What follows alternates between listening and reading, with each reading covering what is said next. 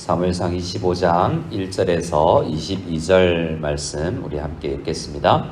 사무엘이 죽음에 온 이스라엘 무리가 모여 그를 두고 슬피 울며 라마 그의 집에서 그를 장사한지라. 다윗이 일어나 바란 광야로 내려가니라. 마온에 한 사람이 있는데 그의 생업이 갈멜에 있고 심히 부하여 양이 3,000마리요 염소가 1,000마리이므로 그가 갈멜에서 그의 양털을 깎고 있었으니 그 사람의 이름은 나발이요 그의 아내의 이름은 아비가일이라. 그 여자는 총명하고 용모가 아름다우나 남자는 완고하고 행실이 악하며 그는 갈렙 족속이었더라. 다윗이 나발이 자기 양털을 깎는다 함을 광야에서 들은지라. 다윗이 이에 소년 10명을 보내며 그 소년들에게 이르되 너희는 갈멜로 올라가 나발에게 이르러 내 이름으로 그에게 문안하고 그 부하게 사는 자에게 이르기를 너는 평강하라. 내 집도 평강하라. 내 소유의 모든 것도 평강하라. 내게 양털 깎는 자들이 있다 함을 이제 내가 들었노라.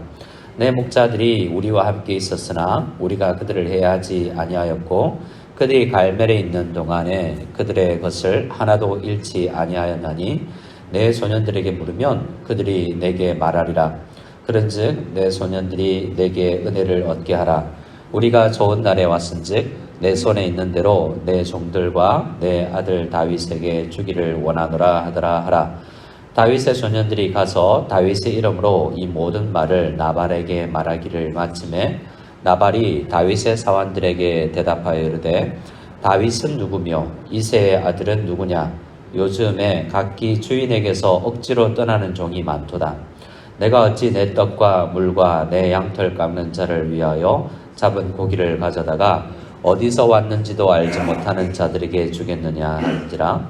이에 다윗의 소년들이 돌아가서 자기 길로 행하여 돌아와 이 모든 말을 그에게 전하매 다윗이 자기 사람들에게 이르되 너희는 각기 칼을 차라 하니 각기 차를 차매 다윗도 자기 칼을 차고 400명가량은 데리고 올라가고 200명은 소유물 곁에 있게 하니라.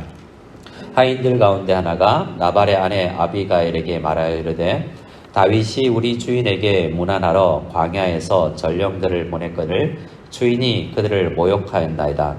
우리가 들에 있어 그들과 상종할 동안에 그 사람들이 우리를 매우 선대하였으므로 우리가 다치거나 이런 것이 없었으니 우리가 양을 지키는 동안에 그들이 우리와 함께 있어 밤낮 우리에게 담이 되었습니다. 그런즉 이제 당신은 어떻게 할지를 알아 생각하실지니 이는 다윗이 우리 주인과 주인의 온 집을 해하기로 결정하였음이니이다. 주인은 불량한 사람이라 더불어 말할 수 없나이다 한지라. 아비가일이 급히 떡 200덩이와 포도주 2가죽 부대와 잡아서 요리한 양 5마리와 볶은 곡식 5세아와 건포도 100송이와 무화과 뭉치 200개를 가져다가 나귀들에게 싣고 소년들에게 이르되 나를 앞서 가라. 나는 너희 뒤에 가리라 하고 그의 남편 나발에게는 말하지 아니하니라. 아비가일이 나귀를 타고 산 호적한 곳을 따라 내려가더니 다윗과 그의 사람들이 자기에게로 마주 내려오는 것을 만나니라. 다윗이 이미 말하기를 내가 이 자의 소유물을 광야에서 지켜 그 모든 것을 하나도 손실이 없게 한 것이 진실로 허사라. 그가 악으로 나를 선감는도다. 내가 그에게 속한 모든 남자 가운데 한 사람이라도 아침까지 남겨두면 하나님은 다윗에게 벌을 내리시고 또 내리시기를 원하노라 하였더라. 아멘. 사무엘상 25장 말씀은 이 사무엘상을 연구하는 학자들에게 샌드위치 본문으로 알려져 있는 부분입니다. 24장에는 사울이 굴 속에 용변을 보러 왔다가 다윗에게 의해서 겉옷자락이 베이죠. 25장을 건너가면 26장에서도 사울이 죽을 수 있는 환경에서 다윗이 사울을 죽일 수 있는 환경에서 사울을 살려줍니다. 25장과 24장과 26장의 차이는 전혀 26장에서는 다윗이 사울을 살리는 것에 주저함이 없이 당연히 살리죠. 24장에서는 약간 주저하고 할까 말까 이렇게 동요되는 모습들을 볼 수 있습니다. 그 변화가 어디서 일어났는가? 이 25장에서 모든 심판은 판단은 하나님께서 하시는구나라는 것을 25장의 이 나발 사건을 통해서 배웠기 때문이다라고 연구가들은 이야기를 합니다. 24장 12절에 여호와께서는 나와 왕 사이를 판단하사 여호와께서 나를 위하여 왕에게 보복하시려니와 라고 말하고 있죠. 다윗이 직접 보복하는 것이 아니라 하나님께서 사적 보복을 금하셨기 때문에 그것은 참고 인내하는 것이고, 하나님께서 때가 되었을 때 직접 나서서 판단하시고 심판하시고 보복하신다라는 것을 오늘 우리는 25장에서 배우게 됩니다.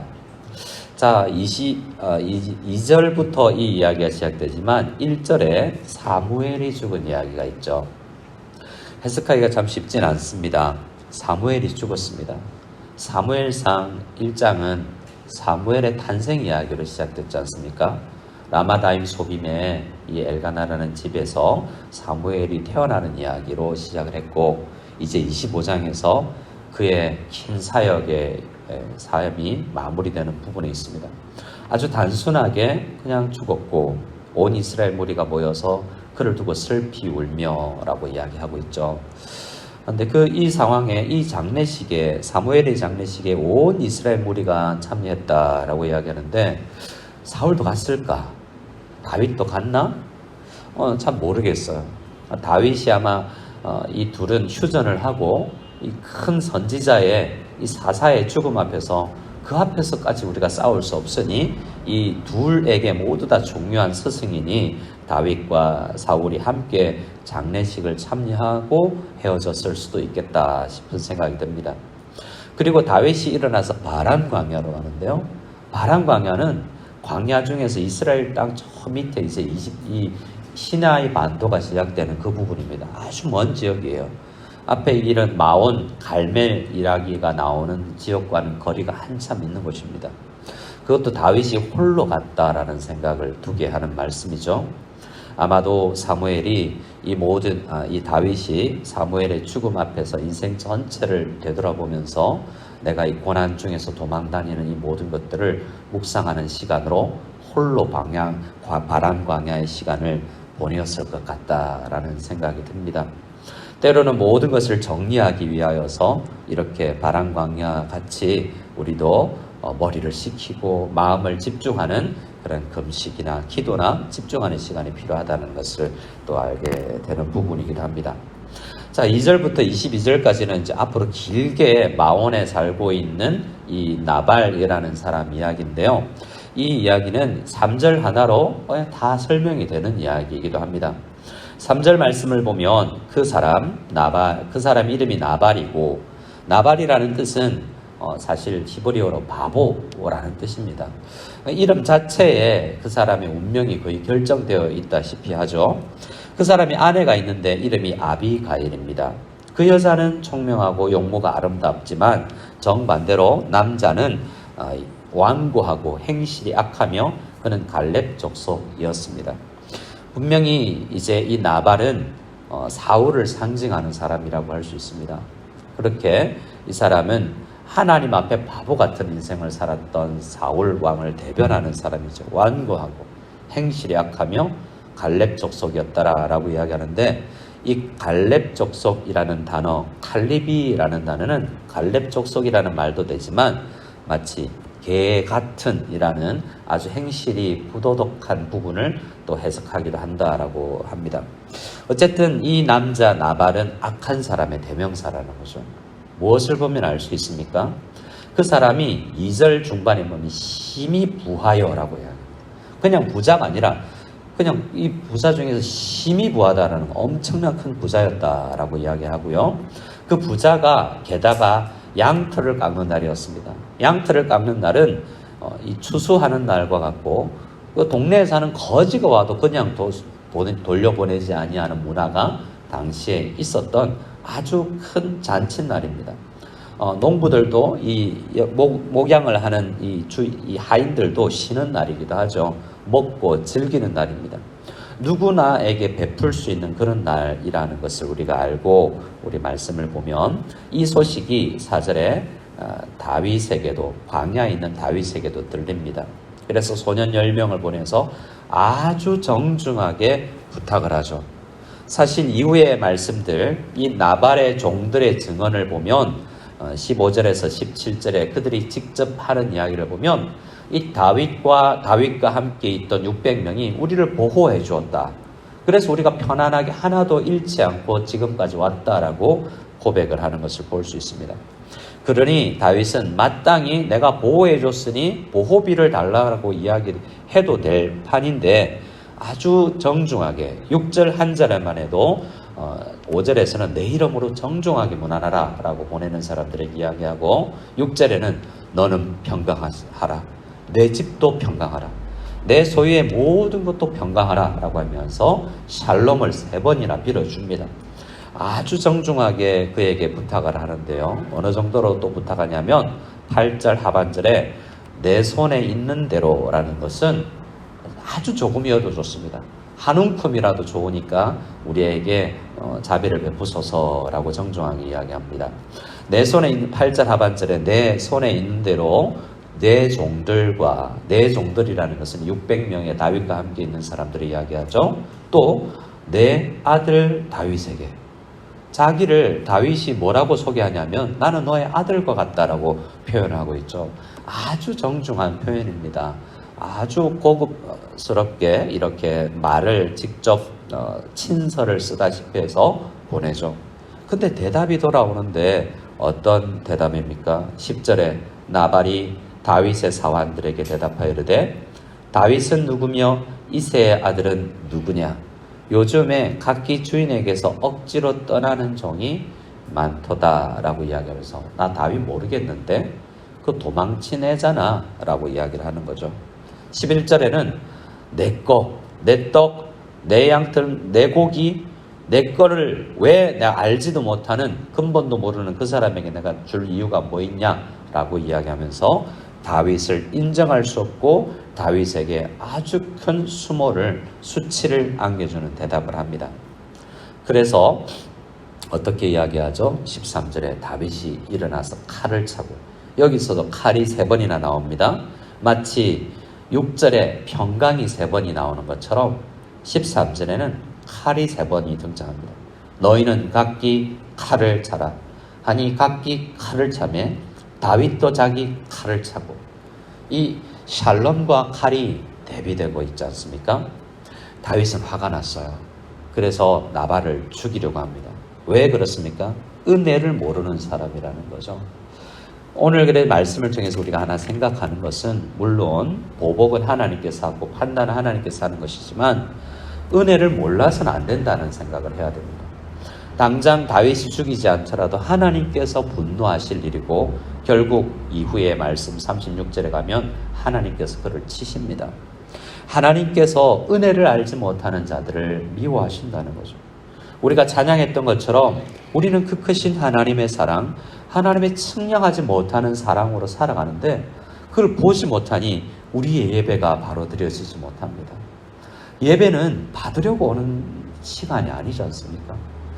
일주일간의 삶을 통해서 하나님 앞에 누리고 받은 것을 감사하며 드리러 나오는 것이 사실은 예배입니다.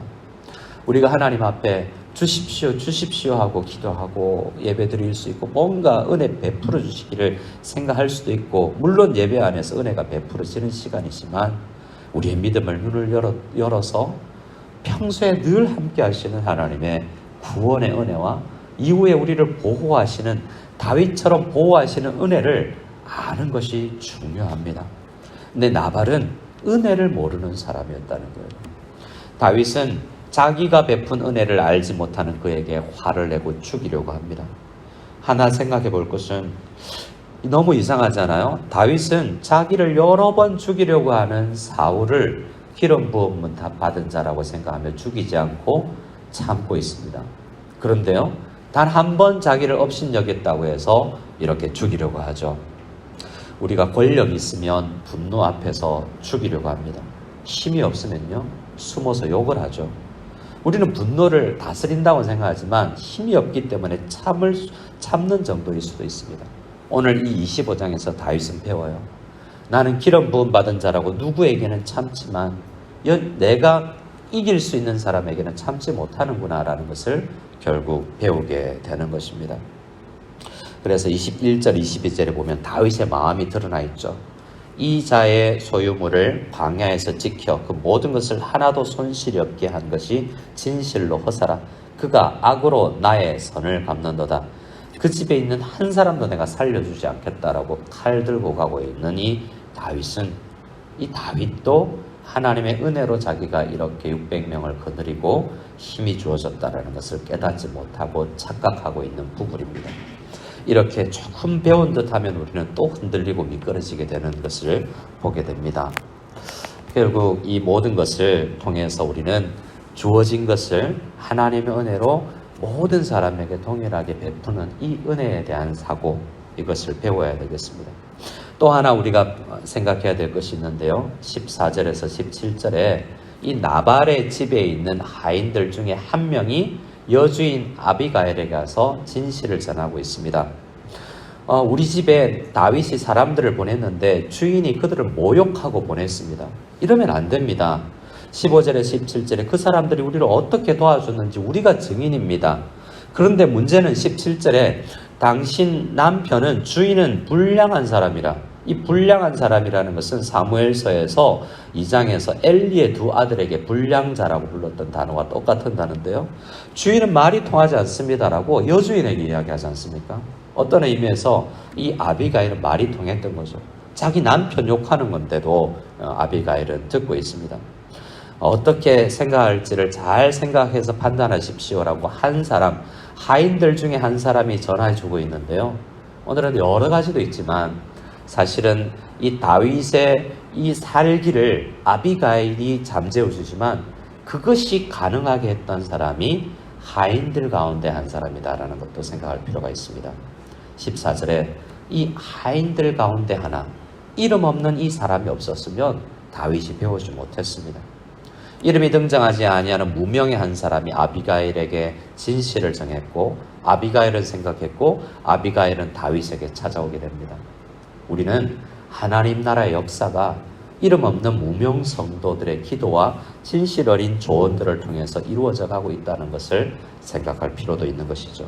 이 아침에 우리 간절히 기도할 때 아무 유명하지 않은 우리들이랄지라도 이 큰 일을, 다윗에게 놀라운 경험을 하게 하는데 나의 조언과 나의 기도와 나의 작은 발걸음이 쓸모가 있구나라는 생각을 하는 이 작은 은혜도 은혜로 아는 우리가 되었으면 좋겠습니다. 이 아침 함께 기도하실 때 하나님, 우리 눈을 열어주셔서 은혜를 은혜로 알게 하옵소서. 작은 일이라도 교회를 위해서, 하나님 나라를 위해서 내 작은 몸짓이라도 귀하게 쓰임받을 줄 믿습니다. 이렇게 두 가지를 가지고 기도하며 나아가는 이 새벽에 다 될 수 있기를 소원합니다.